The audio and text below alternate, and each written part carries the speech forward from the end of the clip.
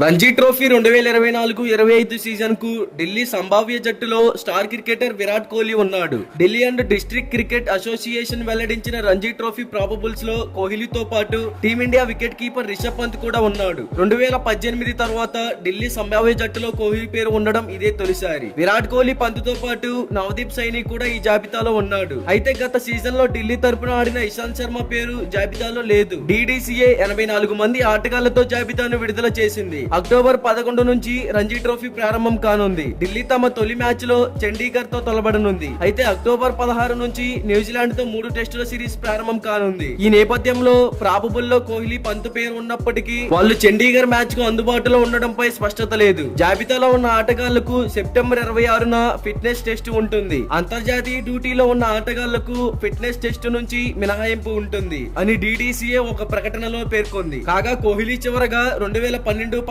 Season లో Ranji trophy ఆడాడు. అప్పుడు న్యూజిలాండ్ తో సిరీస్ విజయవంతంగా ముగించిన అనంతరం కోహ్లీ ఉత్తరప్రదేశ్ తో జరిగిన మ్యాచ్ లో బరిలోకి దిగాడు. మరోవైపు ఢిల్లీ తరపున 2015లో అరంగేట్రం చేసిన పంత్ 17 రంజీ మ్యాచ్లు ఆడాడు. 2016-17 సీజన్ లో పంత్ హాట్ టాపిక్ గా నిలిచాడు. జార్ఖండ్ లో జరిగిన మ్యాచ్ లో 48 బంతుల్లో సెంచరీ సాధించాడు. మరి రంజీ ట్రోఫీలో విరాట్ కోహ్లీ ఆడాలని మీరు ఎంతమంది అనుకుంటున్నారో కామెంట్ చేయండి. ఇలాంటి డైలీ క్రికెట్ అప్డేట్స్ కోసం మన ఛానల్ ని సబ్స్క్రైబ్ చేసుకోండి. అలాగే ప్రక్కనే ఉన్న గంట సింబల్ ని యాక్టివేట్ చేసుకోండి. Thank you for watching.